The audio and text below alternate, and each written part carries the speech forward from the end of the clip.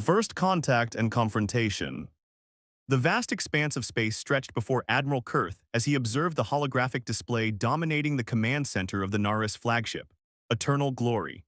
For 12 generations, the Naris Empire had expanded without meaningful resistance. Their biomechanical technology and unified hive-like social structure made them virtually unstoppable against the scattered civilizations they encountered.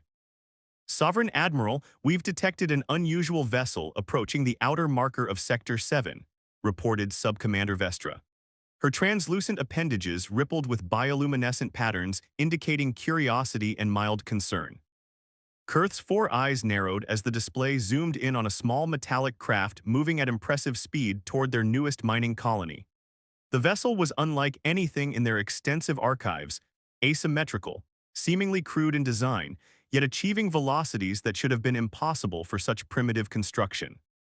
Origin, he demanded, mandibles clicking with irritation. Unknown Sovereign Admiral. It bears markings we cannot translate, but spectral analysis indicates it emerged from the third planet of the yellow star system we designated as inconsequential in our last expansion survey. Kurth remembered the system, a backwater region with a single habitable world inhabited by bipedal creatures barely capable of reaching their own moon. The Naris had catalogued them as pre-space faring and not worth the resources for immediate conquest. Clearly, that assessment had been premature. Intercept and analyze. If they resist, neutralize.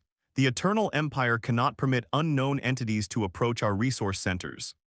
The Naris interceptor vessel, sleek and organic in design, moved swiftly through the darkness, its living hull pulsating with energy as it approached the human ship. The communication officer initiated first contact protocols, transmitting the standard demands for identification and submission that had broken the will of countless species before. Aboard the human exploration vessel Pathfinder, Captain Maya Rodriguez stared at the alien transmission appearing on her screens, her heart racing with equal parts excitement and apprehension. Humanity's first confirmed alien contact was happening under her command. "Can we translate it?" she asked her communications specialist.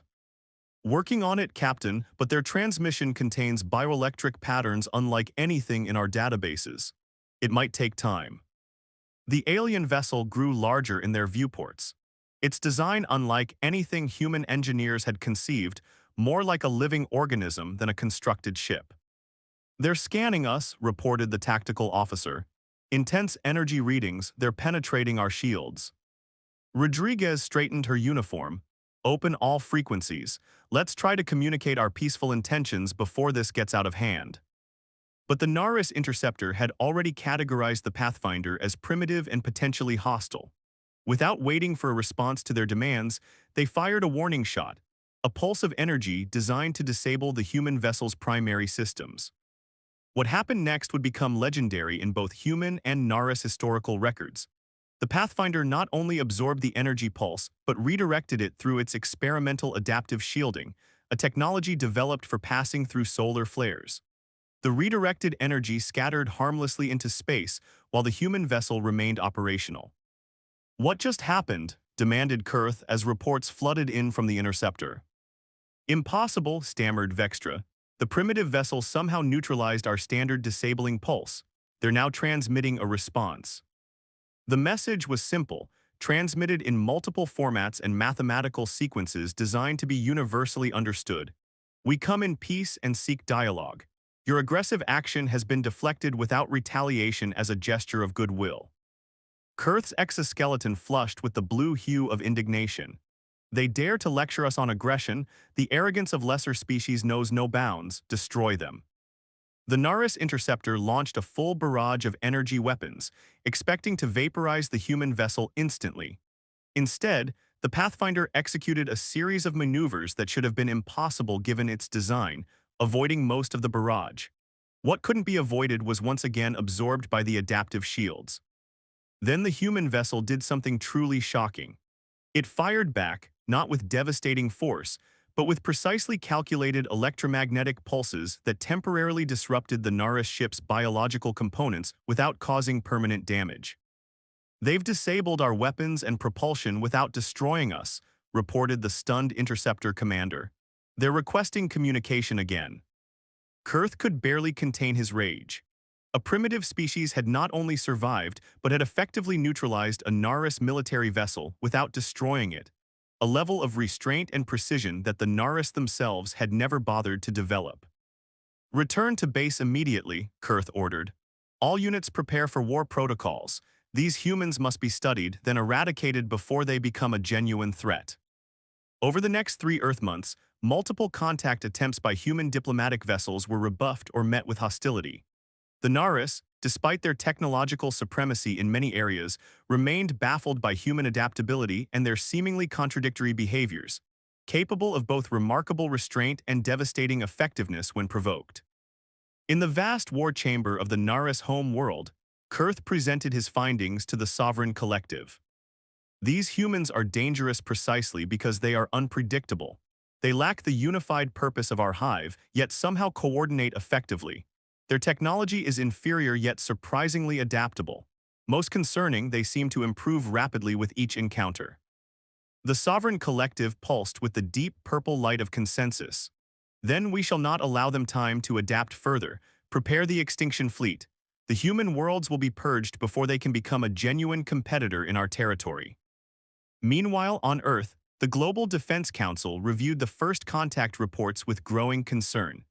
Admiral Lena Tekura stood before the assembled representatives of Earth's united governments, her expression grave. The aliens we now know as the Naris have rejected every diplomatic overture. Their biology and psychology appear fundamentally different from our own. They operate with a hive mentality that seems incapable of conceptualizing peaceful coexistence with species they deem inferior. And they clearly consider us inferior, added Dr. Alejandro Reyes, xenobiology expert. Despite our technological achievements, they see our diversity and individualism as weaknesses. The Pathfinder incident, while impressive, has only confused and angered them. President Chen nodded solemnly. Then we must prepare for the worst while hoping for peace. Implement Phoenix Protocol immediately. If the Naris won't talk, we'll need to show them why humanity should never be underestimated. As the Naris extinction fleet assembled, gathering ships from across their vast empire, humanity raced against time. The Phoenix Protocol, a contingency plan developed generations ago for exactly this scenario, was activated. Research facilities worldwide pivoted to military applications, and the orbital shipyards accelerated production of vessels incorporating the adaptive technologies that had saved the Pathfinder. Captain Liam Chen, Maya Rodriguez's husband and commander of Earth's first true battleship, the Defiance, watched as his crew prepared for what might be humanity's greatest challenge. Unlike the elegant biomechanical ships of the Naris, human vessels were diverse in design, reflecting the varied approaches of different cultures and thinking that had finally united in the face of an existential threat. "They're coming," Liam told his assembled officers. "Our long-range detectors have confirmed a massive fleet approaching the outer colonies, but they don't understand what they're facing. Throughout our history, humanity has faced extinction-level threats from nature, from ourselves, and now from the stars. Each time we've adapted and survived. That's our greatest strength, and it's something the Naris, for all their technological advancement, cannot comprehend." As the first Naris warships appeared near the human colony on Europa, humanity prepared to teach them a costly lesson about underestimating a species that had evolved through countless adversities. A species that thrived not despite challenges, but because of them. Human innovation and resolution. The Naris attack on the Europa colony was meant to be a swift demonstration of superiority, a precursor to systematic extermination. Their vast warships, resembling massive insects crafted from living metal, emerged from faster-than-light travel and immediately deployed their standard conquest protocol. No warnings, no demands for surrender, only overwhelming force against what they presumed would be helpless defenders. They were wrong. Captain Liam Chen stood on the bridge of the Defiance, watching tactical displays as the Naris fleet positioned for their assault. "All ships execute Hydra formation," he commanded, his voice steady despite the gravity of the moment. "Remember your training, these aliens think in unified patterns, we don't, that's our advantage." The human defense fleet, though outnumbered, suddenly split into unpredictable patterns. Rather than forming a standard defensive line, they scattered in what appeared to be chaos, but was actually a carefully choreographed dance of individual initiative within a strategic framework. The Naris commanders, accustomed to enemies who either formed rigid formations or scattered in genuine panic, found themselves unable to prioritize targets effectively. The human vessels, each operating with considerable autonomy, attacked from multiple vectors simultaneously. Sovereign Commander, their vessels are not behaving according to any known tactical doctrine, reported the Naris flagship's tactical officer, appendages flashing with confusion.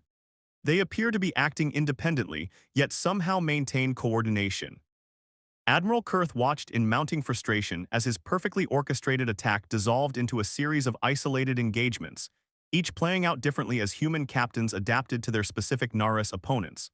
Most infuriating was their refusal to follow predicted patterns. When Naris tactics succeeded against one human ship, the others immediately altered their approaches rather than making the same mistakes. The battle for Europa became a testing ground for humanity's greatest strength, innovative adaptation under pressure. When the Naris deployed their bioelectric disruption fields, human engineers quickly remodulated their shields. When Naris living missiles sought the heat signatures of human engines, those engines briefly went cold, using momentum and short auxiliary bursts to maintain maneuverability. Most impressive was the deployment of humanity's newest weapon, Adaptive Defense and Penetration Technology System. Unlike conventional weapons with fixed parameters, Adapt constantly analyzed enemy responses and modified its approach, learning with each exchange. Aboard the Defiance, Liam received reports from across the battle space. "Sir, they're pulling back from sectors 7 through 12. The Naris ships are regrouping." "They're adapting to our adaptation," Liam murmured, "just as we expected. Execute Phoenix 2. Across the human fleet, a new command was relayed. Vessels that had been performing certain roles suddenly switched functions. Defensive ships became offensive platforms. Long-range attackers moved to close quarters and vice versa. The entire battlefield dynamic shifted before the Naris could consolidate their new strategy. In the Naris flagship's command center, Admiral Kurth faced something he'd never experienced in centuries of warfare: uncertainty. How can they coordinate such complex tactical shifts without central control? He demanded. The answer came not from his subordinates but from Dr. Fella, the fleet's chief xenobiologist. "Sovereign Admiral, I believe we have fundamentally misunderstood human psychology. Our intelligence suggested their individualism was a weakness, but they've weaponized it. Each commander appears empowered to make significant decisions within a flexible framework." "Impossible," Kurth hissed. "No species can maintain cohesion without rigid hierarchy." "Yet the evidence surrounds us," Fella countered, risking significant punishment for her candor. "They are not simply fighting, they're innovating during combat itself." As the battle raged on, the Naris advantage of numbers began to erode.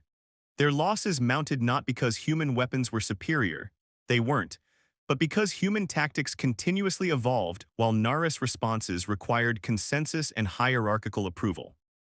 The turning point came when the Defiance, using data gathered from the entire fleet, identified a previously unknown vulnerability in the Naris biomechanical systems. Their ships' hulls resonated at specific frequencies when their defensive systems recalibrated. Captain Chen ordered a coordinated attack exploiting this weakness, resulting in the disabling of 3 Naris capital ships simultaneously. Admiral Kurth, facing the unthinkable prospect of defeat, made an unprecedented decision. "Cease attack, initiate communication protocols." The human fleet, though poised to press their advantage, held position as the communication came through. On the Defiance, Liam opened the channel with caution. The face that appeared on the view screen was alien in every sense. 4 violet eyes arranged around a central sensory node. Mandibles flanking a speaker orifice that pulsed with bioluminescence as it converted thoughts to speech.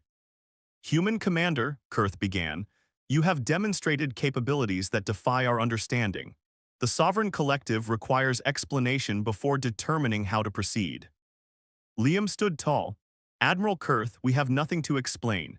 We defended ourselves against unprovoked aggression as any sentient species would. What requires explanation is your Empire's policy of extermination rather than cooperation."